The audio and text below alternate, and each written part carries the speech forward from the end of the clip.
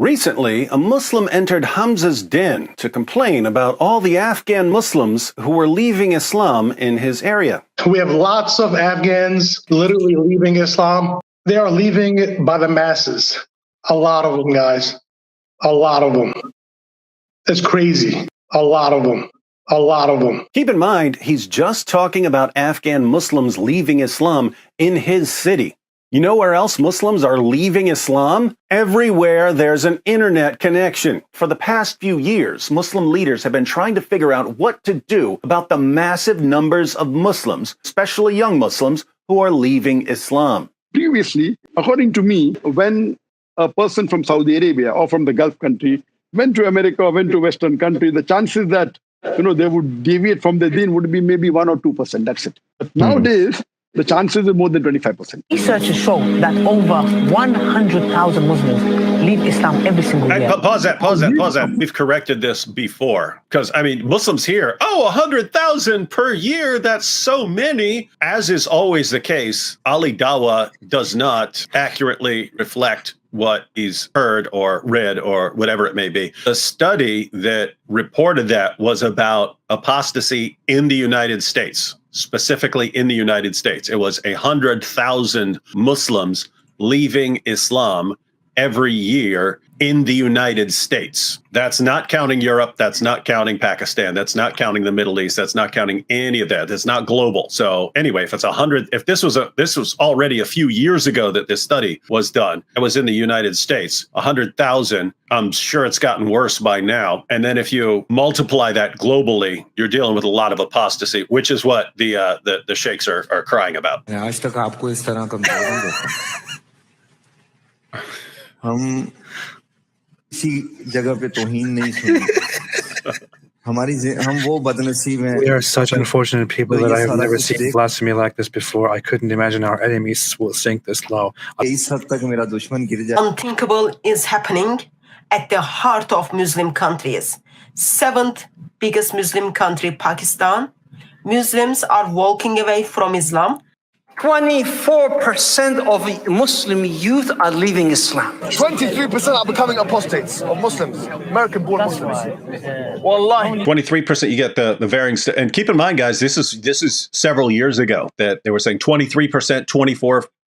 I think Zakir Naik said 25% young Muslims leaving Islam. And guys, that's not where it's stopped. That it's in the process of accelerating. And that's where they were at a few years ago. And keep in mind, we know about that stuff from Muslims who posted these clips of their discussions saying, hey, there are all these Muslims, they're in Muslim schools, they're leading prayers. Some of them have memorized the Quran and they're leaving Islam. What do we do about this? To all you sheikhs and imams and dawah gandists who are watching, this is what happens when you use deception and manipulation and threats of violence to control people.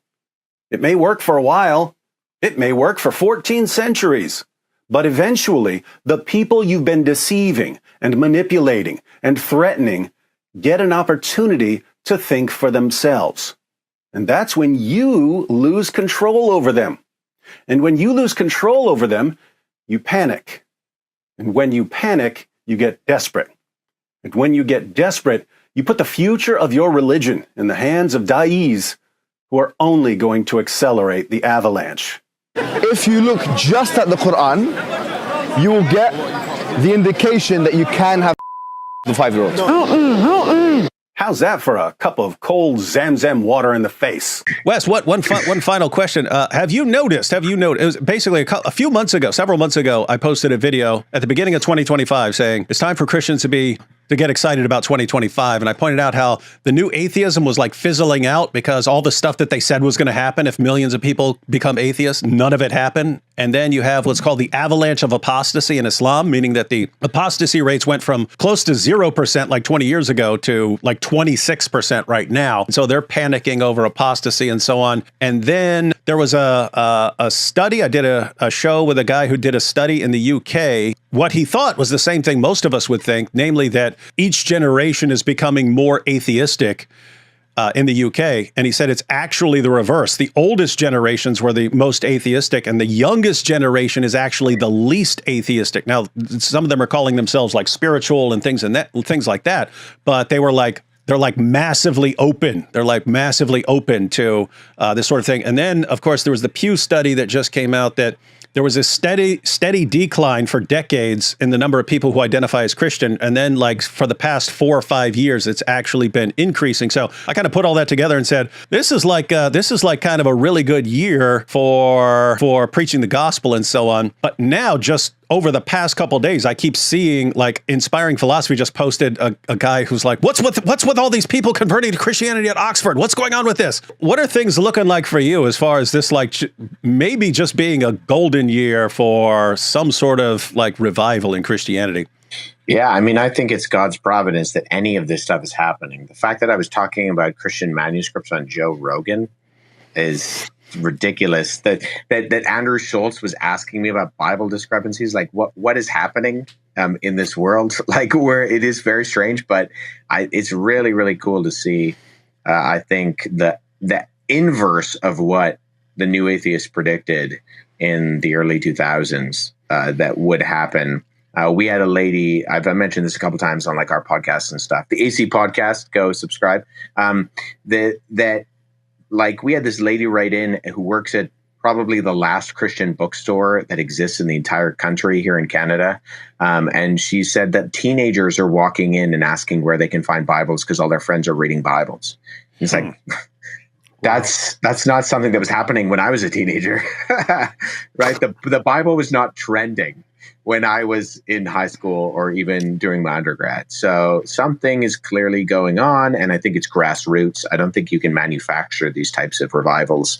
There are seemingly manufactured revivals that have happened, and I think what we're seeing is something that is the work of the Spirit in just regular people. And I have had people contact me who you would not imagine who are like public figures and saying like, I'm really interested in this stuff. I think Jesus is God.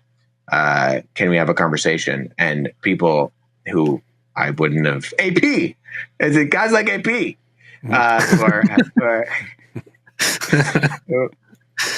who are really thinking things through and asking the right questions. So I think it's a really cool time to be alive. It is.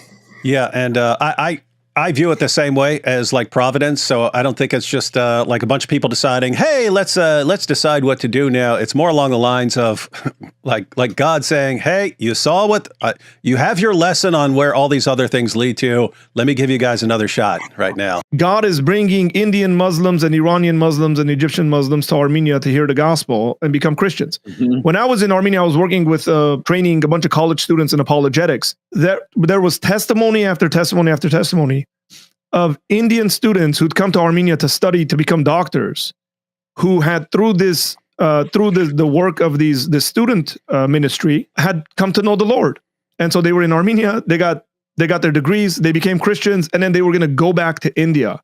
As a matter of fact, some of them just didn't even know what they were going to do when they back to India, because now they're going to go back to their Muslim or their Hindu families and say, now I'm a Christian. We have Iranians coming to our church every Sunday. And on what I've noticed is that we have guests from Iran every Sunday as well. And it's always the first church they've ever been to, and we're really the first Christians they've ever met. And they're saying, we came here because we wanted to hear about Christianity. It's just like this place is just it's an amazing place where God is bringing people. Artur, as you said, he changes borders and he brings people to and fro, and he's bringing them here so they can hear the truth. These are good times. It's a weird. Everyone's like miserable and depressed about all the things that are messed up in the world. It's like, are you missing how awesome things are right now? If you want to reach people with the gospel, mm-hmm. Right when people are looking at the demographics and saying, "Oh my goodness, in 2050 it's going to take over this European city, and in 2060 it's going to take over that," and right before all those things happen, all of a sudden, Christians get open access to the Muslim sources, as Jacob was pointing out. It was hard to get sources back in the day. Now we have open access to all their sources that we can use to expose the lies of the Dawa guys. And all of a sudden, for the first time in history, we get open access to Muslims around the world, wherever they are. We can get to them at least through the internet. And it's like, so wait, right before all this stuff that you're terrified of happening happens, everything we could possibly need or dream of gets put in our lap. I could talk to a Muslim in Saudi Arabia right now while we're live if I wanted to on the on the internet. These are awesome times. So I look at this and I was like, wait a minute, right before all this bad stuff happens, everything gets tossed into our lap. I look at this and I say, hey, Islam, looks like the Almighty has delivered you into our hands.